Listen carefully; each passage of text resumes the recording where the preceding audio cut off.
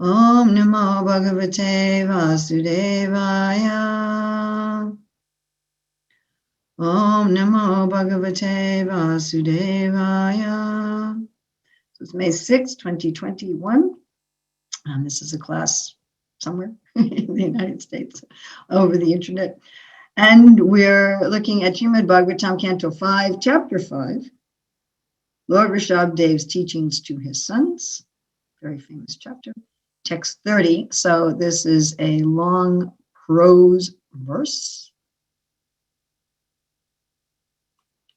which I guess we could go through this. Tatra Tatra Pura Grama Kara Ketavata Karvata Shibra Raja.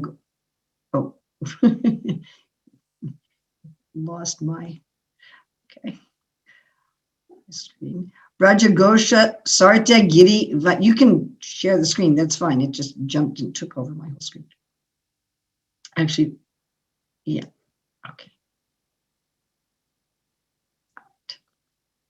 There we go. Sorry. Rajagosha Sarta Giri Van Ashramadishu Anupatam Avan Ichara Pasadai Paribhu Yamano Makshi Kabir Iva Vanagajas Tarjana Taran A Vamahehana Stivana Grava Shakrid Rajaha Prakshepa Putri Vata Drukstai and Tad Aviganayam Eva Sat Samstana Etasmin Deho Palakshane Sad Apadesha Upav Anubhava Swarupena Swa Mahim Avastanen Asam Aropitaham Mama Bhim Anatvad Ani Kandita Mana Pritin Eka Chara Pari Ram Rama. Chatra Chatra, here and there, Pura, cities, Grama, villages, Akara, mines, Keta, agricultural places, Vata, gardens, Karvita, villages and valleys, Sibirira, military encampments, Vraja, cow pens, Gosha, residential places of cowherd men, Sarta, resting places for pilgrims, Giri, hill, Vana, forest, Ashrama, in the residential places of hermits, Adishu, and so on, Anupatam, as he passed through, Anan Ichara Apasadai, by undesirable elements, wicked persons, Paribhu Yamanaha, being surrounded, Makshi Kabihi, by flies, Eva, like, Vanagaja, an elephant coming from the forest, Tarjana, by threats, Tadana, beating, Avamehena, passing urine on the body, Stivana, spitting on the body, Grava Sakrit, stones and stool, Raja, dust, Prakshepa, throwing, Putrivata, passing air over the body, Duruk Tai, and by bad words, Tat, that, Aviganayam, without caring about, Eva, thus, Asat Samstane, habitat not fit for a gentleman, Etasmin, in this, Deha Upalakshane, in the shape of the material body, Sat Abadeshe, called real, Ubaya Anubhava Swarupena, by understanding the proper situation of the body and the soul, Swa Mahima, in his personal glory, Avastanena, by being situated, Asamaro Pita Aham Mama Abhimanadvat, from not accepting the misconception of I and mine, Avikandita Manaha, undisturbed in mind, Prithivim, all over the world, Ekacharaha, alone, Paribhabrama, he wandered. Srila Prabhupada's translation. Rishabhdev began to tour through cities, villages, mines, countrysides, valleys, gardens, military camps, cow pens, the homes of cowherd men, transient hotels, hills, forests, and hermitages. Wherever he traveled, all bad elements surrounded him, just as flies surround the body of an elephant coming from a forest. He was always being threatened, beaten, urinated upon, and spat upon. Sometimes people threw stones, stool, and dust at him, and sometimes people passed foul air before him. Thus people called him many bad names and gave him a great deal of trouble. But he did not care about this, for he understood that the body is simply meant for such an end. He was situated on the spiritual platform, and being in his spiritual glory, he did not care for all these material insults. In other words, he completely understood that matter and spirit are separate, and he had no bodily conception. Thus, without being angry at anyone, he walked through the whole world alone. Srila Prabhupada's purport. Narottama Das Thakur says, Deha smriti nahi jara, samsara bandhara kanantara. When a person fully realizes that the material body and world are temporary, he is not concerned with pain and pleasure of the body. As Lord Krishna advises in Bhagavad Gita 2:14, Matras Parshas Tukamtaya Sitosna Sukadukada Agama Payano Nechastam Satikshvasparata. O son of Kunti, the non-permanent appearance of happiness and distress and their disappearance in due course are like the appearance and disappearance of winter and summer seasons. They arise from sense perception of sign of Bharata, and one must learn to tolerate them without being disturbed. As far as Rishabhadeva is concerned, it has already been explained, idam shariram mama dur vibhavyam.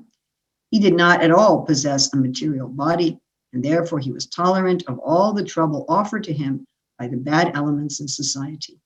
Consequently, he could tolerate people throwing stool and dust upon him and beating him. His body was transcendental and consequently did not at all suffer pain.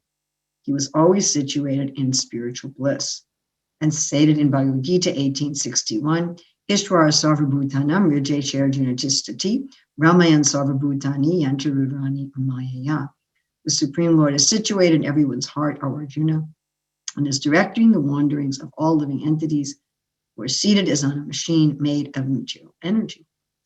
Since the Lord is situated in everyone's heart, he is in the heart of hogs and dogs also. If hogs and dogs in their material bodies live in filthy places, one should not think that the Supreme Personality of Godhead in his Paramatma feature also lives in a filthy place.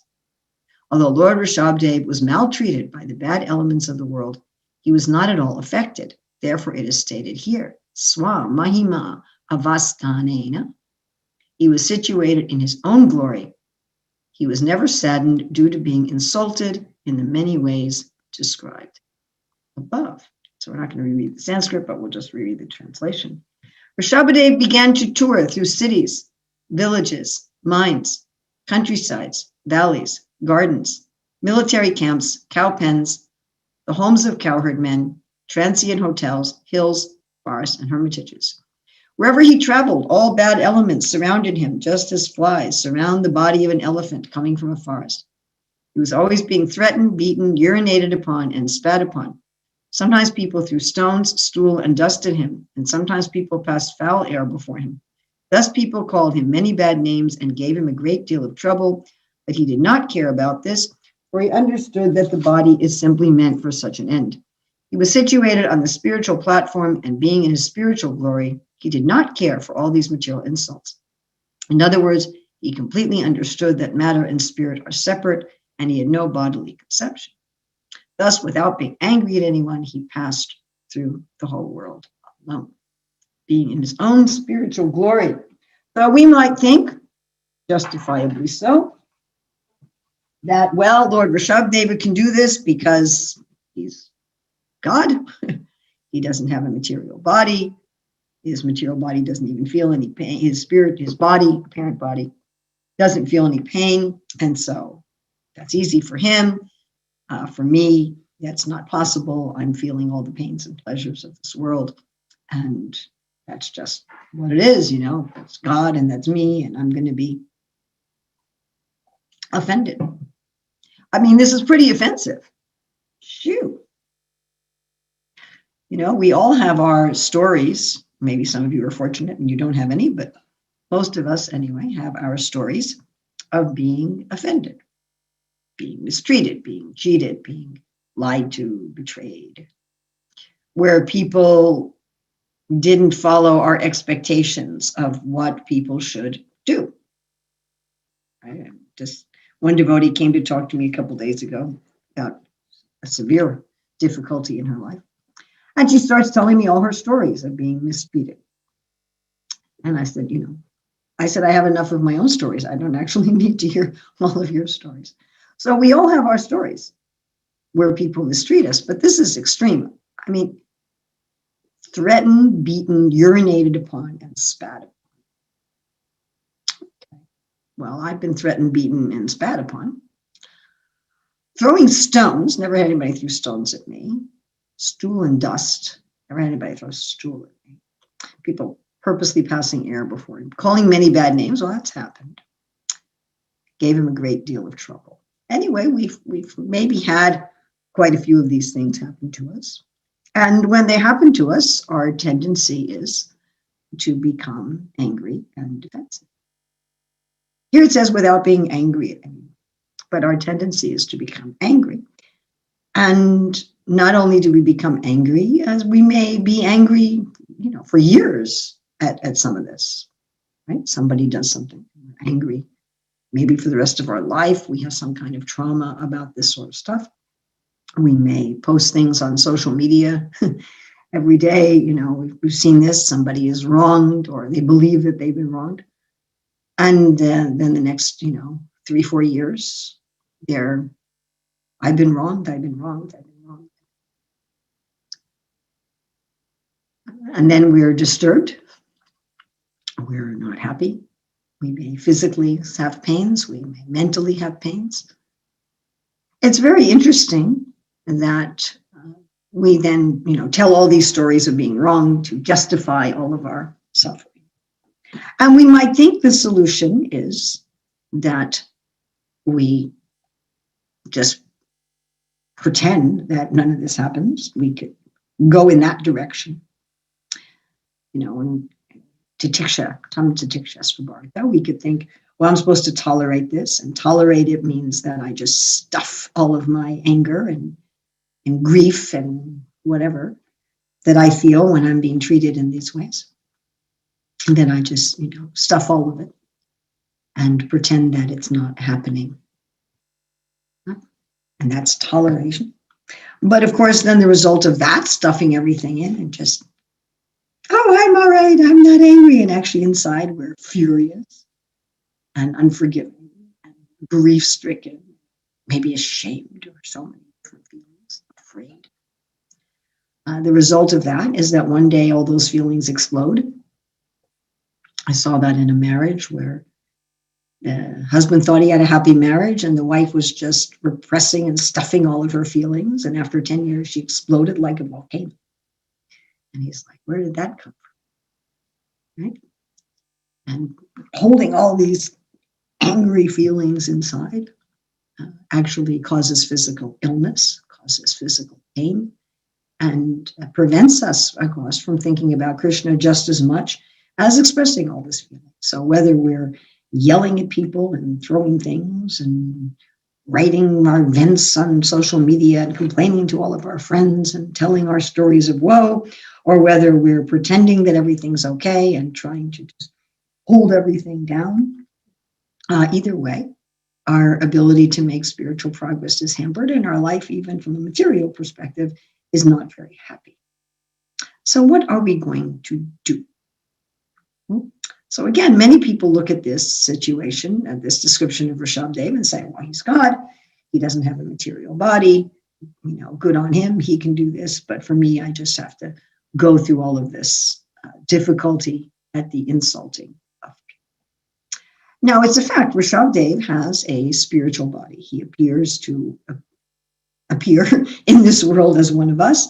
These avatars, they appear to come within human society. They have human-like pastimes, but they don't have a body made of earth, water, fire, air, and ether. They have a body made of Satchidananda, and therefore there's no meaning to material pains and pleasures for their body. They're always in a state of transcendental bliss, and their body literally cannot be affected by somebody throwing stool at them or spitting on them or beating them.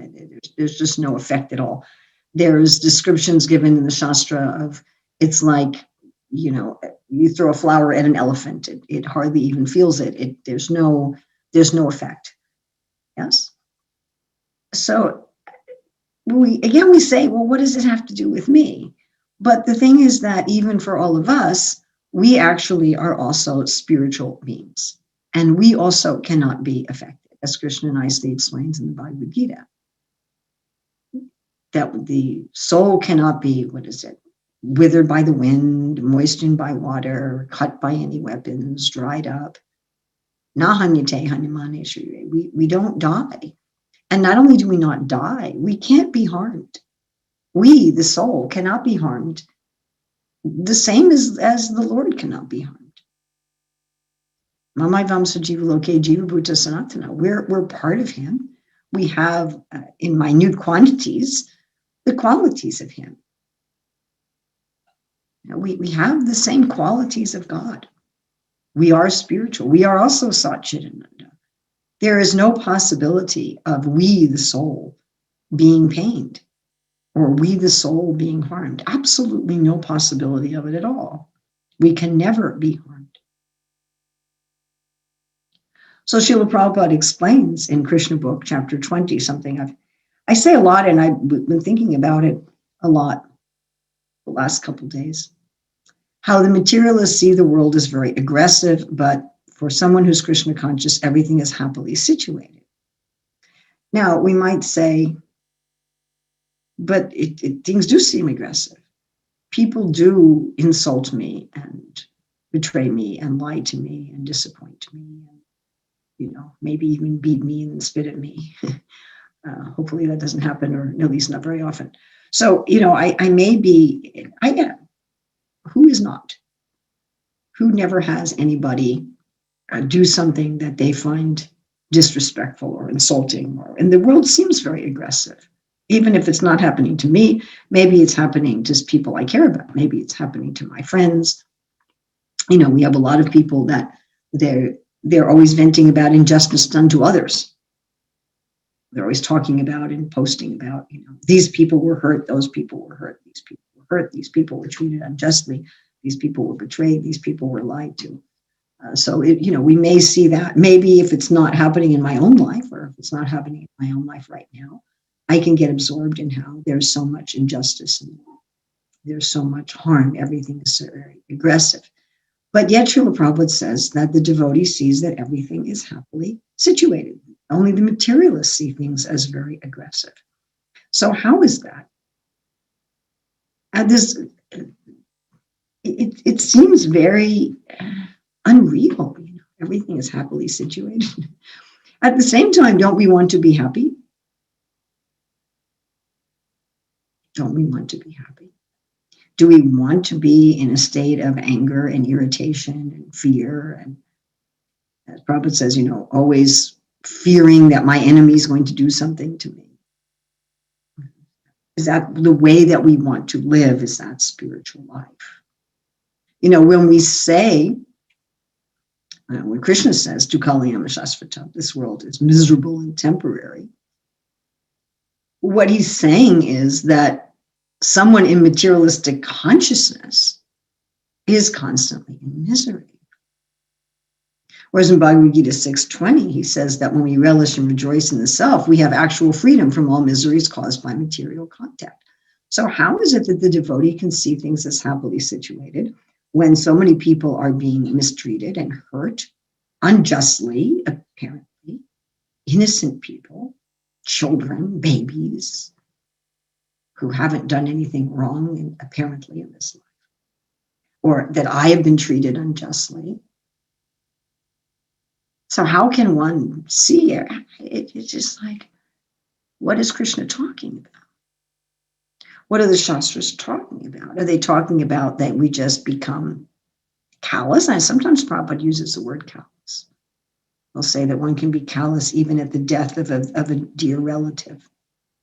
But just by callousness, does he mean hard-heartedness? He couldn't.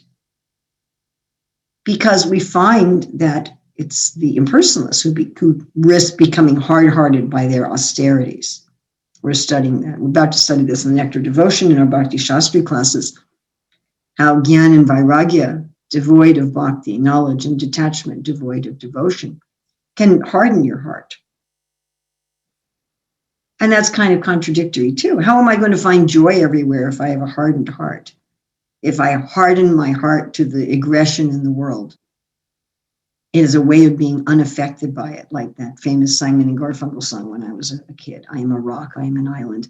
If we make our heart like a rock, that way I won't experience the aggression of the world. Well, that's not joyful. That's not having boundless transcendental happiness through transcendental senses. That's not seeing the world as always being happily situated.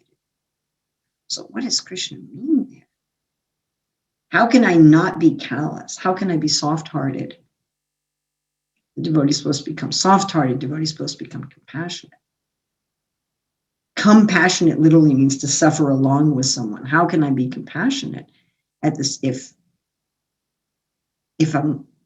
I see the aggression in the world? It all seems so contradictory. So I'm supposed to see the world as miserable. I'm supposed to have compassion, to be soft-hearted, and yet always happy, and yet unaffected. What does that mean? And we might say, well, just like Rashad Dev's God, he can do it because he's God. I can't do that. It's so confusing. Anyway, maybe when I'm a pure devotee, I can do it. But right now, I've just got to suffer. I've got to suffer it. The injustice is done to me, and I've got to suffer it. The injustice is done to others. All right, let's look at the solution. So first of all, Prabhupada's quoting Bhagavad Gita 2:14. So Bhagavad Gita is described over and over again by Srila Prabhupada and our acharyas as being an elementary level of spiritual instruction, beginning level of spiritual instruction. And chapter 2, without doubt, is the beginning level of a beginning level. So if there's an instruction to us in chapter 2 of the Bhagavad Gita, any instruction to us that's in chapter 2 of the Bhagavad Gita, we can understand is designed for beginners. Beginning scripture, a beginning chapter. So this concept of being always happily situated and being unaffected by material miseries without being hard-hearted, because you can't be both happy and hard-hearted. So unaffected without being hard-hearted. Compassionate without suffering. Happiness at the same time, compassion. At the same time, awareness. Without awareness. As Narottam Das Thakur says. Unaware. Deha smriti nahi. You don't even remember the body. Yet awareness and compassion. This is given to us in chapter 2 of the Bhagavad Gita. Matras parsas takanteya sitos nasukudukuta agama payano nijastam satikshvasva varita. So this isn't just the sadhya, it isn't just the goal. It's also part of sadhana. And it's part of sadhana in all of the yogas, but it's also part of sadhana in bhakti yoga. When Rupa Goswami lists the 64 angas of bhakti, one of them in the first 20, which Rupa Goswami and Jiva and Vishnu Chakravarti Thakur and Srila Prabhupada all say are the most crucial, he lists not being affected by the happiness and distress of this world, not lamenting in loss and jubilation in gain. So that's an anga of practice bhakti, of sadhana bhakti. But then Rupa Goswami also goes on to explain how we're not interested in Gyan and Vairagya that make the heart harder and harder. The Gyan and Vairagya is not part of bhakti. In the beginning, it can be an assistant to some extent. And in the 12th chapter of Bhagavad Gita, Krishna says so many times in verses 13 to 20, to be detached from happiness and distress, pain and pleasure, honor and dishonor, fame and infamy. Neutral to friends, enemies, and those who are neutral, to be equal poised. So although this state reaches its full fruition at Prema Bhakti, it's also a sadhana, and it's also a sadhana for bhakti yogis. So what is the sadhana for bhakti yogis? How does the bhakti yogi do this tamsatikshvasva, this toleration, so that these things are practically forgotten while remaining soft?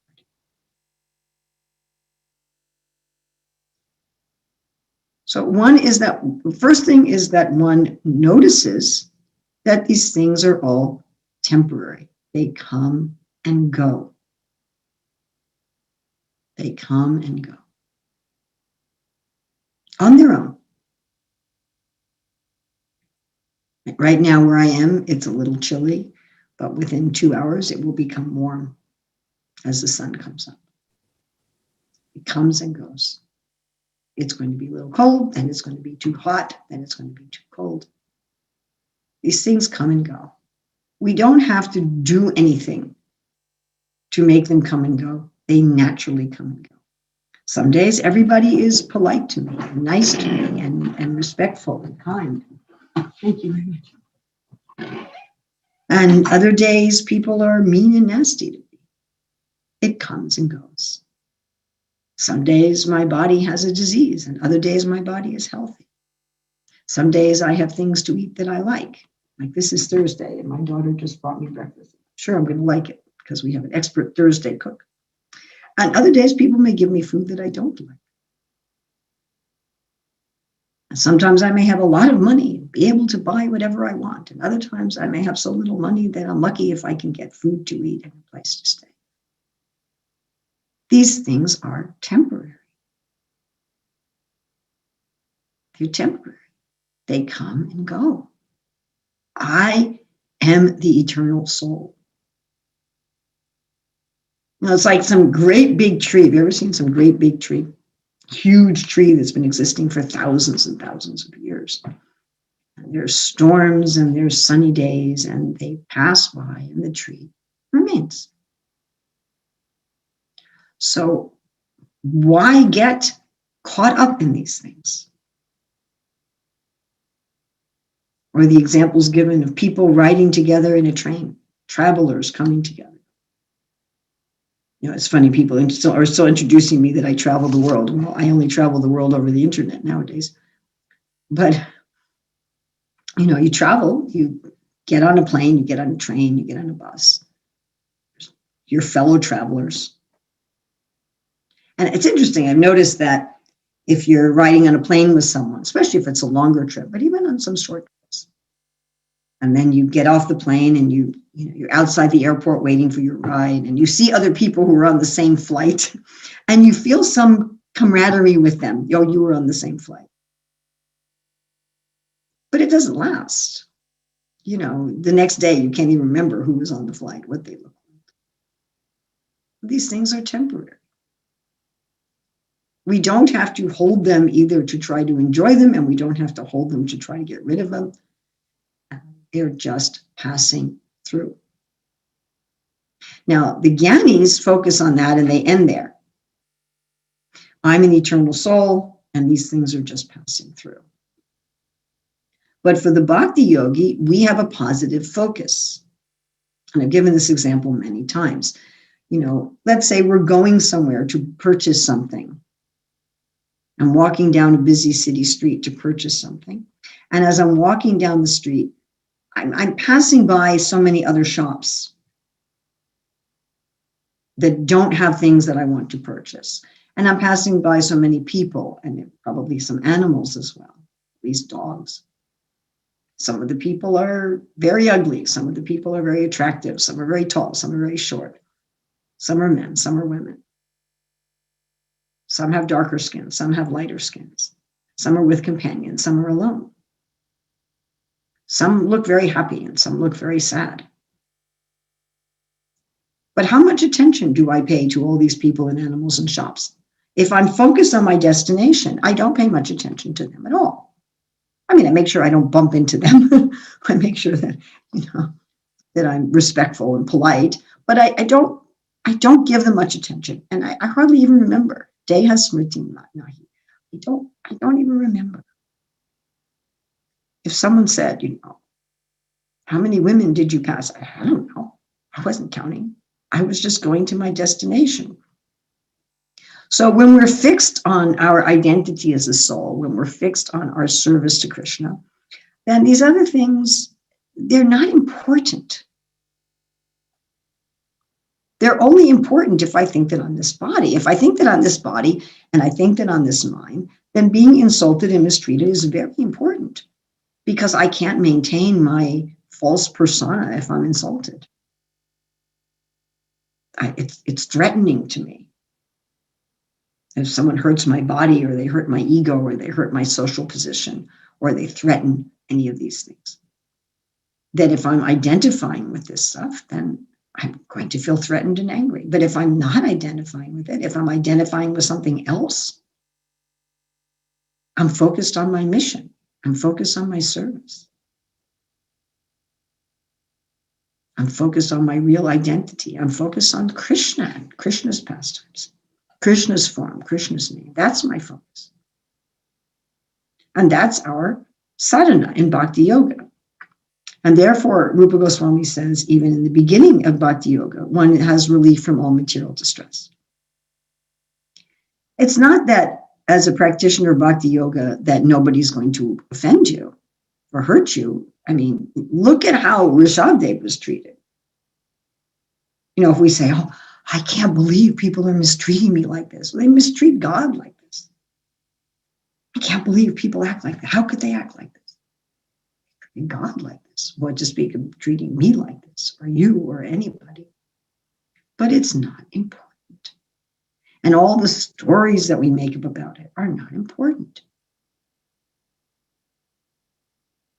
Now, that doesn't mean we should try to talk ourselves out of the feelings that go through the body and mind. If there's a thunderstorm going through, you don't try to talk yourself out of a thunderstorm. That's not really a thunderstorm. There's not really thunder. Yeah, there's anger going to go through the body and mind. There's fear going to go through the body and mind. But that's just as temporary as the insults and the betrayals and the harm. And it doesn't mean anything. It's just the bodily machine having its self-preservation reaction to what's going on around it. The storm is temporary and the wet pavement is temporary. The insults, the betrayals, they're temporary, and my body's reaction to them is temporary. I don't identify with it. Don't think it's important. Just like if it's raining and my clothes get wet. Okay. They'll dry. I remember once being in a terrible storm in London. We were on our way to a program. It was a really bad storm. And even though I had some protection from the rain, my shoes became completely soaked through. On the bottom part of my sari, you know, the bottom foot or so, it was just dripping like you dunked it in a river, you know, but it dried. So in the same way, my body and mind may react to the difficulties in this world. There will be sensations of irritation and pain and fear that go through my body and mind. But if I just leave them alone, they will pass. The mean people will go in and out of my life, and the bodily and mental reactions of in this machine, Yantra Rudrani Maya, Prabhupada quotes, they will pass, and let me focus on my real business. And this is something that has to be practiced. That's what sadhana bhakti means. Sadhana bhakti means that we have, it's called abhyas yoga also. We have to keep repeating it. And sometimes, because those of us who are sadhakas, means we're sometimes going to fail, like the child learning how to walk is going to fall down. Sometimes we're going to fail, and we're going to get caught up in this whirlpool of unfortunate situations in the world. So upset about what happened to someone else, or so upset about what happened to me. And then we remember again.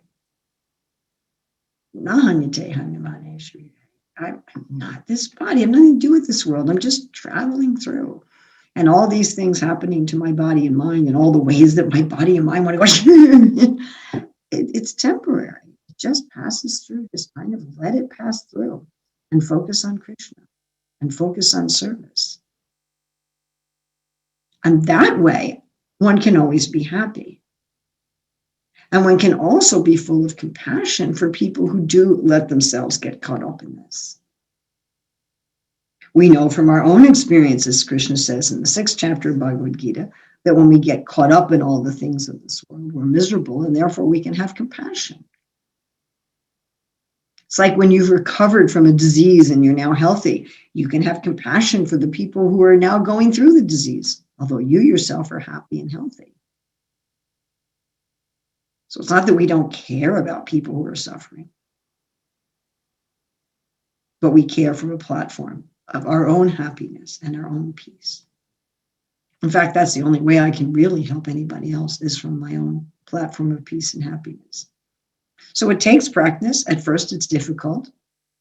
At first, our mind is screaming, you have to feel anger and get into it and really justify your anger. Or your mind is screaming, don't feel anger, don't feel anger. It's not good for your body to feel anger. So we may have those reactions at first. And at first, it may be difficult to step back and go, oh, look at that. Somebody just said something insulting, and my body and mind reacted with anger. How interesting that is. Okay, how can I please Krishna now? What's my service to do for Krishna? And gradually, as we practice that more and more and more and more and more, we will become less and less and less and less and less aware even of anyone insulting us or any reaction in the body. Deha smriti nahi jara. Those who are on this platform, they don't even remember these things. They don't give them much attention at all. No, they may notice, oh, my finger's cut. Okay, I have to put a bandage on it. But then there's no more bodily pain because they're not giving it attention. It's interesting, even medical doctors, they say 100% of physical pain comes from the mind being afraid and the mind giving it attention. So if we have no fear, and if our attention is on Krishna, we'll notice that we have to fix a cut finger. But we won't be affected by this world. We'll always be on a higher transcendental platform. So I do have to end now, and I am sorry I can't take questions. I have an important meeting in a few minutes, and I will have to go. Thank you. Thank you very much for this opportunity. And thank you. Prabhupada ki jai.